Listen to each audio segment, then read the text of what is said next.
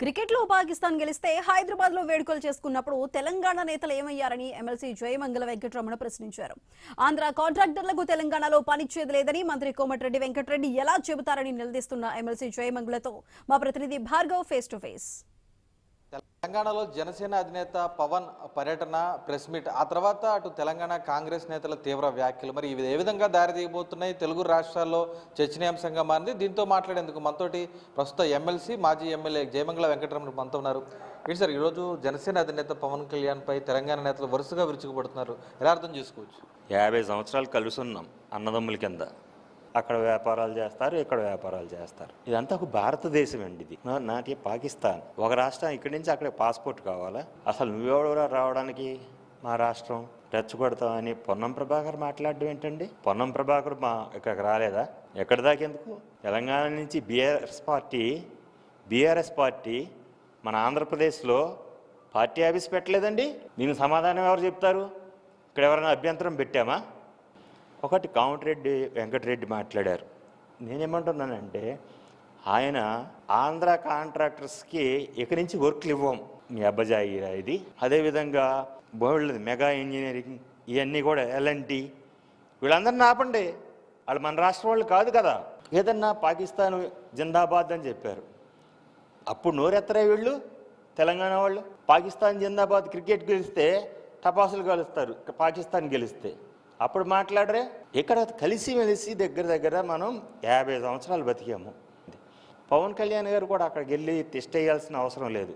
2009లో ఎమ్మెల్యేగా మీరు కూడా ఉన్నారు. రాష్ట్రం విడిపోయిన సందర్భంలో తెలంగాణకు సంబంధించి, విభజనకు సంబంధించి కూడా నిన్న పవన్ కళ్యాణ్ కూడా వ్యాఖ్యలు చేశారు. వాస్తవ పరిస్థితులు అసలు ఎలా విడిపోయింది అనుకుంటారు?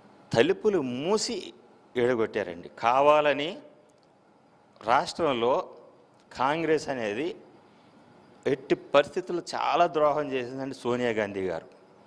ఈరోజు హైదరాబాద్లో కాంట్రాక్టులు తెలంగాణలో రానివ్వమంటున్నారు. అసలు హైదరాబాద్ అభివృద్ధి చెందడానికి ఏపీ నేతలను కూడా చెప్తూ ఉంటారు, ఎలా చూడొచ్చు? అంటే నేను అనేది, అభివృద్ధి అనేది చంద్రబాబు నాయుడు గారు తీసుకెళ్ళి మళ్ళీ ఇది కాదు అని బిల్ గేట్స్ని తీసుకొచ్చి అక్కడ మళ్ళీ ఆయన ప్రత్యేకించి సాఫ్ట్వేర్ కంపెనీస్ ఏర్పాటు చేస్తే ఇప్పుడు అంటున్నారు ఒక బిల్డింగ్ కడుతున్నారు సరిపోద్దా అని. ఆ రోజు ఒక బిల్డింగే, ఆ రౌండ్గా ఉంటుంది చూడండి, దాన్ని హైటెక్ సిటీ అంటాం కదా, దాన్ని ఆ బిల్డింగ్ కట్టినప్పుడు అందరూ ఆక్షేపించారు కొండల గుట్టల మధ్యన ఏముంటుందా అని. ఏమండి ఈరోజు చూడండి, అక్కడ ఇప్పుడు భూసేకరణ చేస్తుంటే, ల్యాండ్ పూలింగ్ చేస్తుంటే ఇక్కడ జగన్మోహన్ రెడ్డి ఆక్షేపిస్తున్నాడు.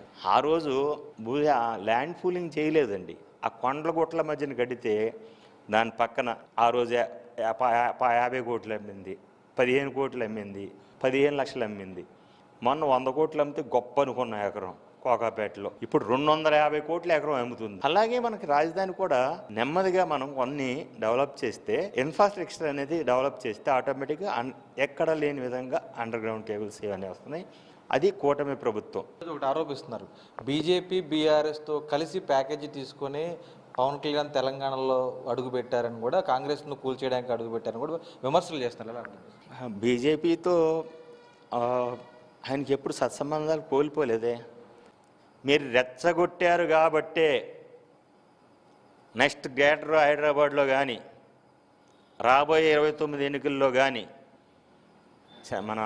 మా నాయకుడు పవన్ కళ్యాణ్ గారు మళ్ళీ పోటీ చేస్తారు. అది బీజేపీ కలుస్తుందా, టీడీపీ కలుస్తుందా అనేది ఆ రోజు నిర్ణయం తీసుకుంటాం. కలిస్తే సంతోషం, కలిసినా కలవకపోయినా ఖచ్చితంగా మాకుండే కేడర్ మాకుంది.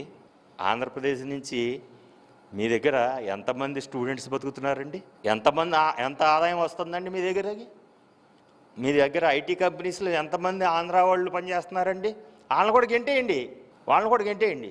ఇంకెందుకు? ఇంకా మీది ప్రత్యేకించి మళ్ళీ నిజాం పాలన తీసుకురండి, మళ్ళీ సర్దార్ వల్లభాయ్ పటేల్ని తెచ్చుకోవాల్సి వస్తుంది దేశం. మేము ఎప్పుడు గొడవలు పెట్టుకోవడానికి వెళ్ళట్లేదు. ఎక్కడైనా తెలంగాణలో ఆపదని వస్తే ఖచ్చితంగా అక్కడికి వచ్చి ఇది జరిగిన విషయం అని తెలియజేస్తాం, కానీ గొడవ పెట్టుకోవడానికి మాత్రం మేము సిద్ధంగా లేము, విభేదాలు సృష్టించడానికి లేము.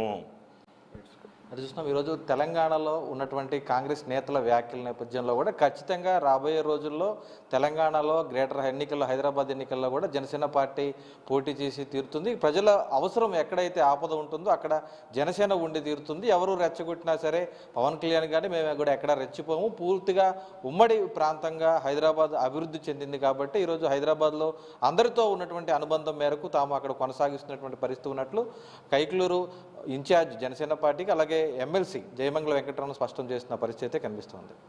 కెమెరా పర్సన్ చంటితో భార్గవ్, ఐ న్యూస్, కైక్లూరు.